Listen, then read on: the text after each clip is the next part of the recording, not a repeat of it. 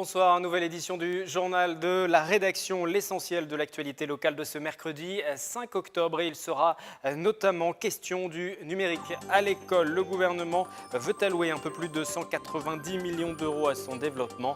L'Académie de Versailles vient de dresser le bilan des actions et les perspectives envisagées. À Manille-les-Hameaux se déroule en ce moment une semaine citoyenne. Les plus jeunes invités à mieux connaître les différentes institutions. Et puis à Elancourt, c'est un quartier entier qui va changer de visage après une refonte de la dalle du quartier principal des 7 Mars. Et il y aura également l'ouverture d'une nouvelle école de musique. On débute ce journal avec le numérique à l'école. Justement, cet après-midi, la direction académique des Yvelines présentait un bilan des différentes actions menées sur le territoire et présentait les nouveaux projets à venir. L'objectif, c'est d'accélérer le déploiement de cet outil. Le reportage de Nicolas Kirillovitz. Robots, appareils photo, tablettes, le numérique à l'école est devenu incontournable dans les classes et notamment dans celle des Yvelines. 8000 ordinateurs, 4500 tablettes et plus de 2000 tableaux numériques interactifs équipent les écoles du département. Des outils devenus indispensables avec le temps. Je pense que pour leur apprentissage, c'est une source de motivation pour apprendre à travers le jeu et à travers des activités un peu plus ludiques que le manuel papier qui est toujours de rigueur mais qui je pense doit laisser aussi la place au matériel numérique. Et pour inciter les équipes pédagogiques et les collectivités à investir dans le numérique à l'école, la direction académique de Versailles lance de nouveaux projets. L'accent est porté sur les robots, un objet fascinant pour les écoliers. Autre nouveauté, cette année, Yville en Yvelines pourra raconter sa ville en numérique. Yville en Yvelines, c'est un projet où les classes sont amenées à présenter leur ville avec le numérique. Présenter sa ville, quand on est en petite section de maternelle, c'est peut-être montrer les couleurs de sa ville. Et puis à la fois, quand on va être dans une classe de CM1, ça va être de travailler sur le passé, les traces, l'histoire de la ville, mais également l'architecture, la géométrie de la ville. Pour découvrir le travail des élèves sur l'ensemble du département, Yville en Yvelines dispose d'un site internet. Une journée de mobilisation soutenue par l'Île-de-France et par l'UNSS. Le sport scolaire était organisé aujourd'hui dans toutes les îles de loisirs de la région pour soutenir la candidature de Paris aux Jeux Olympiques de 2024. À Saint-Quentin-en-Yvelines, plus de 700 jeunes venus de tout le département pour participer à des animations sportives. L'opération a été baptisée sobrement JO 2024. Au programme initiation à des raids, découverte des activités olympiques, tels que le canoë, le biathlon ou encore le VTT. On écoute quelques réactions au micro de Mickaël Elmidoro. Cet événement montre que la jeune génération est engagée pour Paris 2024 et nous donne un maximum de chances de montrer au monde que cette jeune génération francilienne croit aux Jeux parce que c'est son avenir, c'est son développement qui est en jeu. Et nous voulons que ces Jeux, ce soient les Jeux de cette nouvelle génération.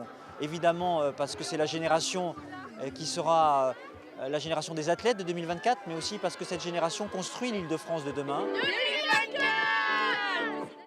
2024 ! Citoyenneté, laïcité, identité, des mots qui n'ont jamais eu autant de place dans le débat public qu'aujourd'hui. Mais nos enfants savent-ils de quoi il s'agit? Si les parents et l'école sont là pour expliquer, bien évidemment, la ville a aussi son rôle à jouer. Des collégiens de Manille-les-Hameaux ont ainsi participé à un rallye citoyen pour mieux comprendre tous les enjeux. Un sujet de Anne-Laure Languille. Conseil municipal extraordinaire ce matin à Manille-les-Hameaux. Cette classe de collégiens s'essaie à l'exercice, non sans difficulté. C'est contre à l'unanimité. Voilà. Comment fonctionne une mairie, comment sont élus le maire et ses adjoints, c'est ce que ces enfants ont tenté de comprendre. J'ai appris dans un conseil municipal comment on élu les adjoints au maire. J'ai appris aussi comment on élu le maire, comment ça se passe, les débats, etc. C'est à cet âge-là que ça rentre et ils ont besoin d'entendre ces valeurs. Ils découvrent plein de choses aussi, parce que par exemple l'élection du maire, ils pensaient que c'était les habitants. Donc là, ça permet de leur dire qu'en fait non, c'est le conseil municipal. Au même moment, dehors, leurs camarades ont le droit à un cours d'histoire, ou plutôt à un cours de mémoire. On est où là? Oui. Au monument en bas. Non. Non. Mais c'est presque ça. C'est presque ça.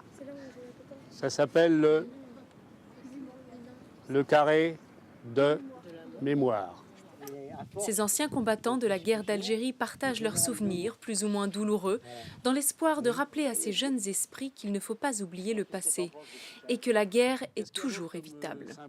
Une des façons de perpétuer la mémoire, c'est de raconter ce qui s'est passé afin que ce ne soit pas oublié. C'est de leur faire comprendre que la guerre, c'est pas la solution. Dans une actualité entachée par le terrorisme et d'autres crises, ces leçons de civisme et de vivre ensemble ont plus que jamais leur place. Et pendant que la ville de Magny-les-Hameaux organise sa semaine de la citoyenneté, celle de La Verrière propose son rendez-vous dédié aux seniors. C'est en ce moment et jusqu'au 9 octobre. Aujourd'hui, mercredi, un défi avec les plus jeunes était proposé. Demain, jeudi, le sujet sera plus sérieux avec une conférence pour sensibiliser au démarchage à domicile et à la vente forcée. Programme complet de l'événement sur le site de la ville. Nous partons à présent pour Elancourt, où le quartier des Sept-Mares n'a pas fini de se transformer. Nous vous en parlions il y a quelques semaines avec la rénovation de la dalle principale. Eh bien, un autre projet va aussi le voir le jour en 2017. C'est une nouvelle école de musique. Les anciens locaux du centre œcuménique seront réhabilités pour accueillir quelques 500 élèves. Une quinzaine de salles sont prévues. Précision, Camille Lambert. 3 ans qu'il était à l'abandon. En 2017, l'ancien centre œcuménique des Sept-Mares va s'offrir une seconde vie. Il deviendra la nouvelle école de musique d'Elancourt. Construit en 1975, il sera complètement transformé pour accueillir les 500 élèves de l'actuelle école de musique, jugée inadaptée. L'ancienne école de musique est donc dans la maison de quartier de l'Agio, où on a un centre médical. Certes, on a même augmenté le nombre de stationnements puisqu'on a fait des aménagements, mais il faut avouer que quand toutes les associations arrivent au même temps, au même moment, et que vous avez des gens qui vont au centre médical, impossible de se garer, perte de temps, c'est pas facile non plus pour sécuriser la dépose des enfants. Installée au cœur du centre-ville, elle sera donc plus accessible. Le bâtiment de 730 mètres carrés accueillera une quinzaine de salles, dont 6 studios, une salle de percussion et une salle d'audition. Un projet attendu depuis une quinzaine d'années. Sur le plan architectural, le rendu se veut moderne avec l'utilisation de briques ajourées. Vous allez avoir effectivement, par rapport à l'ensemble du bâtiment, une peau qui va entourer le bâtiment, qui aura une double utilisation, isolation phonique, et puis aussi permettre, par rapport en fait aux vitres que vous voyez au-dessus, avec les fameuses briquettes qui seront ajourées, d'avoir un éclairage naturel qui rentrera dans le bâtiment. Équipée d'une technologie intelligente, l'infrastructure sera le premier bâtiment domotique d'Elancourt. Coût des travaux, plus de 2 millions d'euros financés par la ville. Une opération qui s'inscrit dans la volonté d'apporter de l'animation et du dynamisme sur la dalle des Sept-Mares. Ouverture prévue fin 2017. Culture, vendredi soir dernier à Guyancourt à la batterie se produisait Sages comme des sauvages, un groupe franco-gréco-américano-corso-bruxellois avec leur bouzouki grec ou leur cavaquinho brésilien. Ils proposent des mélodies forcément métissées. On n'est pas contre, on est content de faire ça, mais ça s'est fait vraiment par hasard. Mais comme nos vies, quoi. Enfin, moi, ma mère est américaine, mon père est français et j'ai grandi en Grèce, donc déjà ça fait 3 identités que je n'ai pas choisies, hein, c'est comme ça. Et puis Ismaël, c'est un peu pareil, ça s'est baladé partout. On récolte un peu ce qui nous plaît et on le mélange à nous. Ouais. Et le point sur l'actualité culturelle, le journal de la culture, c'est chaque mercredi 18h45 sur TV Fil 78. Les propos recueillis ce week-end par Camille Lambert.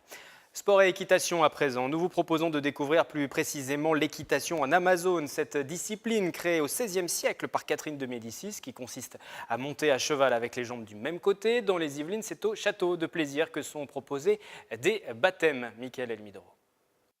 Claire Bossian pratique l'équitation en Amazone depuis 10 ans aux écuries du château de plaisir. Cette discipline consiste à chevaucher avec les jambes du même côté du cheval.